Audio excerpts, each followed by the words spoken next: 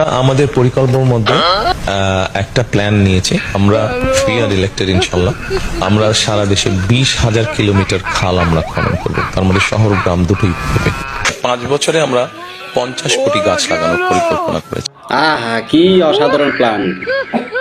20,000 kilometre খাল খনন করবে, হিসাব করে দেখছেন একবার? প্রতিদিন প্রায় 11 কিলোমিটার, 10.95 কিলোমিটার প্রতিদিন খাল খনন করতে হবে। আমি ভাবছি এটা বাংলাদেশ থাকবে, মানে সব তো নর্দমা হয়ে যাবে। মানে এই শহর গ্রাম যদি খাল খনন করে ভাই, থাকবে প্রতিদিন 11.95 কিলোমিটার খাল খনন করতে হবে। আর প্রতিদিন 11 কিলোমিটার, সবচেয়ে বড় কথা হচ্ছে প্রতিদিন 11 কিলোমিটার যদি চায়না থেকে সব ব্লুজার মানে যত ভেকুমিকু আছে সব যদি নিয়ে আসে, তাও কি সম্ভব 11 কিলোমিটার খাল খনন করা প্রতিদিন? এরপরে আসেন 50 কোটি বীজ অর্থাৎ গাছ রোপণ করবে। 50 কোটি গাছ রোপণ করতে গেলে 5 বছরে প্রতিদিন 27,395টি গাছ লাগাতে হবে।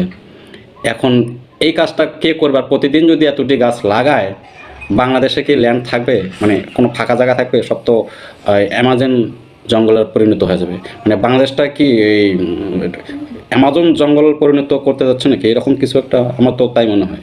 ও মা, এটা আবার কেমন কথা? কেমন কথা মানে? তাই তো শুনতেছি। ভোট দেওয়ার স্বাদ মিটে গেছে ভাই। কিসের ভোট? বাসায় ঘুমাবো।